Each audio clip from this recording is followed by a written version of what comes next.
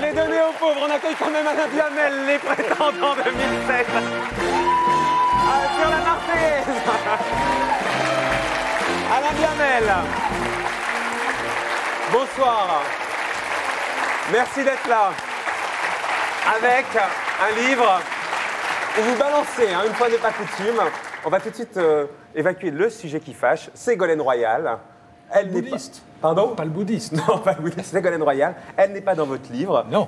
Non. Et pourquoi ? Elle est mécontente. Elle balance oui, elle est mécontente. Elle balance un peu sur vous, mais vous ne l'avez pas vu venir. Mais Ségolène Royal, pour vous, elle n'est pas présidentiable. Pas du tout ça. D'ailleurs, dans le livre, je le dis au passage, pas longuement, mais je dis au passage pourquoi elle n'y est pas.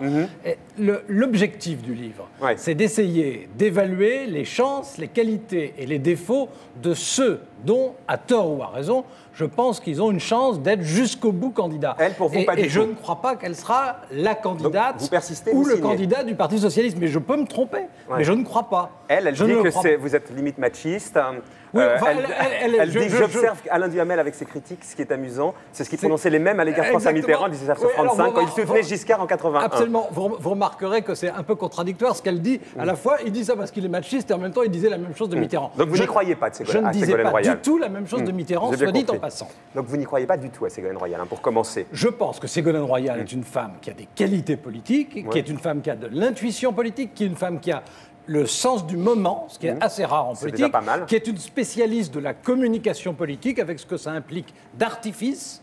Bon, cela dit, je pense que quand il s'agit de choisir le président de la République ou la présidente de la République, il faut le faire en fonction de son expérience, de ses compétences présumées en tout cas, et des convictions qu'on lui connaît. Et moi, ce qui me frappe chez Ségolène Royal, c'est qu'elle parle très bien de la vie quotidienne, qui n'est pas quelque chose de négligeable, qu'elle parle très bien des mœurs, qui n'est pas non plus quelque chose de sans intérêt, mais que, alors qu'elle est quand même parlementaire depuis 18 ans et qu'elle a été 4 fois ministre, elle n'a jamais pris de position sur les sujets qui relèvent du président ou de la présidente de la République.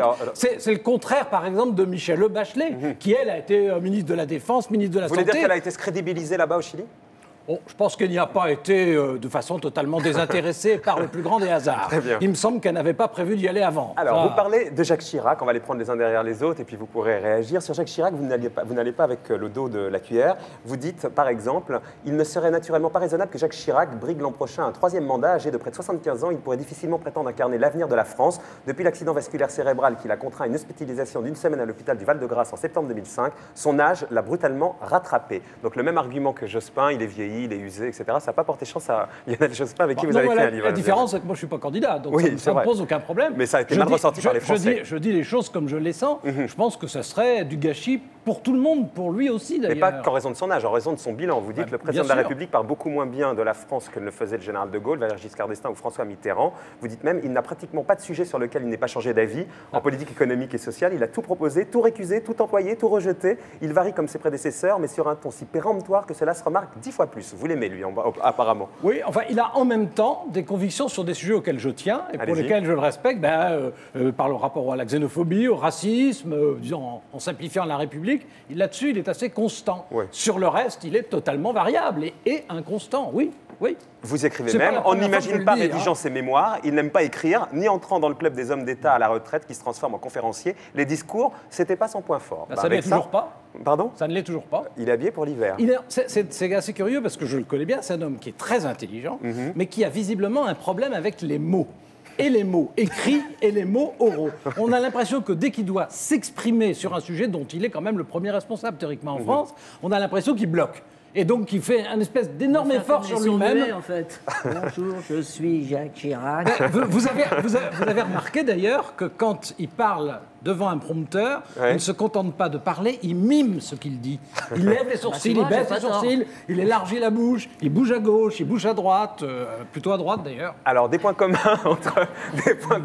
entre Dominique de Villepin et Laurent Fabius, vous les trouvez tous les deux assez prétentieux. Vous écrivez sur Fabius, il peut se montrer glacial et cinglant, il toise François Hollande de haut, ne s'est jamais résolu à placer Lionel Jospin sur le même pied que lui, ne parvient pas à considérer que Dominique Strauss-Kahn court dans la même catégorie que lui. Et sur de Villepin, vous écrivez, il regarde de haut Jean-Louis Debré, qui l'utilise sans le considérer. Il n'a cessé de voir en Michel Alliot-Marie une simple subordonnée. Il se montre hautain avec Jean-Louis Borloo, altier vis-à-vis de Thierry Breton. Il prend même ses distances vis-à-vis d'Alain Juppé. Oui, c'est absolument vrai. Enfin, en tout cas, c'est ce que j'ai observé. Laurent Fabius... Vous leur trouvez aucune qualité parce que... Ah bah si, mais je le dis, les qualités qu'ils ont aussi. Allez-y. Hein.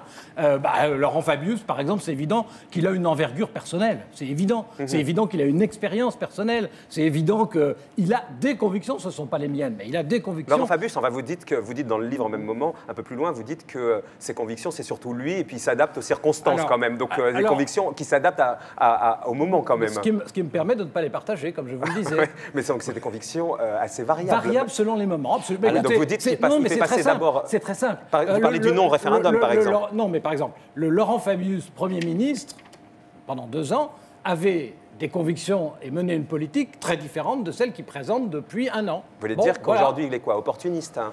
Je dis qu'aujourd'hui, il a très envie d'être élu président de la République, qui pense que c'est son tour. Ça, c'est le langage du Hamel, en langage sans langue de bois, c'est qu'il est... Que c'est son tour, et qu'il ne peut y arriver que s'il incarne le rassemblement de la gauche, donc il se gauchit. Voilà. Vous dites dans le livre qu'il faut aimer l'odeur du sang pour être un bon président de la République. Je dis que la bagarre, je dis qu'en ce qui concerne Laurent Fabius, il y a des très mauvais procès qui lui ont été faits. Je le défends vigoureusement là-dessus. Mais je dis qu'en ce qui concerne la bataille politique, la France, probablement parce que c'est un vieux pays déchiré depuis toujours, probablement parce que l'État y a tenu trop d'importance et que le pouvoir a été trop sacralisé, la France est un pays où les campagnes sont assez saignantes. Violentes. Élise, ça vous étonne que j'imagine que vous avez lu Alain Duhamel, Les Prétendants 2007. On avait une image plus... ronde d'Alain Duhamel. Franchement, je suis toujours sincère, j'ai pas eu le temps de lire son livre encore parce que. Mais ça va venir. Mais ça va venir évidemment. Non, moi je me réjouis toujours quand on peut avoir une liberté vis-à-vis des politiques qu'on gagne petit à petit chaque jour. C'est vraiment quelque chose de quotidien et qu'il faut qu'on gagne. Quand je vois nos confrères anglo-saxons et quand ils nous voient, ils sont toujours stupéfaits justement de. Moi je dis pas du tout connivence parce que je pense vraiment pas qu'il y ait du tout de connivence entre certains journalistes politiques, certains présentateurs de JT et les hommes politiques, la plupart d'entre eux. Mais les anglo-saxons ont un mode de questionnement vraiment beaucoup plus incisif. Et Jérémy Paxman.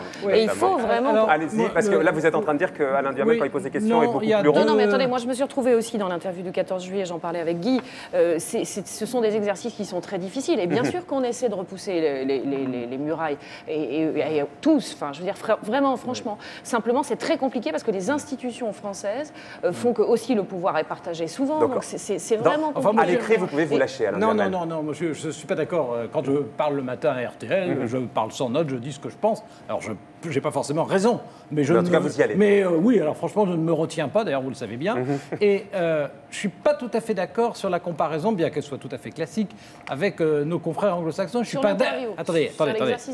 Et je ne suis pas tout à fait d'accord non plus en ce qui concerne certains des présentateurs. Je crois qu'en France, il y a certains des présentateurs qui, dans le passé, ce serait facile, dans l'histoire, ont été quand même assez connivents.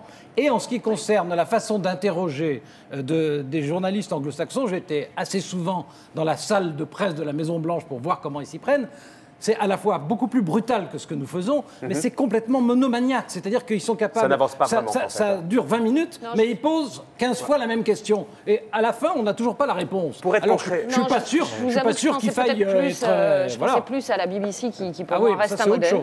Qui vraiment, pour moi, reste un modèle. Et je pense qu'à la fois dans l'investigation, dans le rapport aux politiques, dans l'interview, dans l'exercice de l'interview, pas forcément du papier, parce que je pense qu'effectivement, en papier, il y a beaucoup de liberté. Et je vous écoute régulièrement pour le savoir, donc je suis tout à fait d'accord avec vous. Mais dans le mode de l'interview, franchement, quand vous voyez la BBC, pour moi, ça reste un modèle. D'accord, la BBC est un modèle. D'accord. Pour terminer, Alain Duhamel, Nicolas Sarkozy, pour vous, c'est le bon candidat pour 2007. Vous écrivez Nicolas Sarkozy. C'est le bon candidat de la droite, oui. Il demeure avant tout l'audacieux. Avec lui, le volontarisme n'est pas seulement de la rhétorique et le libéralisme constitue moins une ardente obligation qu'un cadre pragmatique. Il a surpris, il a aussi abordé de façon originale la question de l'immigration et de l'intégration. Il y a d'autres passages qui ne sont pas exactement dans ce sens-là, mais j'ai tout à fait écrit ça. Michel Piccoli, attendez. Allez-y. C'est, à mes yeux, mes yeux, quelquefois, ils voient trouble. Mais c'est, à mes yeux, le candidat naturel de la droite. Et alors, mais Karcher, tout ça, ça ne va pas lui nuire ? Je l'écris, c'est même la fin du portrait. Je vous le demande là, je sais bien que vous l'avez l'écris pour écrit. dire que je trouve que c'était vraiment pas ça. Une bonne idée de sa part. Non, il ne faut pas faire dire le contraire de ce que j'ai écrit. Je vous pose la question. Bon, non, mais vous le savez très bien en plus. Ce en quoi il m'intéresse par rapport à d'autres hommes de droite, c'est que, quel que soit le sujet qu'il aborde, Alors ça ne veut pas dire que quand il aborde un sujet, il l'aborde toujours bien. C'est autre chose. Mais il a des propositions qui sont à lui, ce qui n'est pas le cas des autres en général à droite. Il travaille et il a des idées à lui. Et ce que j'espère, c'est qu'il va inciter la gauche, et là, ce n'est pas du tout de la rhétorique, ce que je dis, ou une habileté, c'est vraiment ce que j'espère. À réfléchir et avancer des idées, en fait. Non, avancer même des contre-idées, s'il le faut. À le contrer, à le coincer, à se bagarrer contre lui. Vous voulez réagir là-dessus, vous qui avez été proche de François Mitterrand? Je n'attends qu'une chose, c'est qu'on le contre. Ah, vous attendez ça?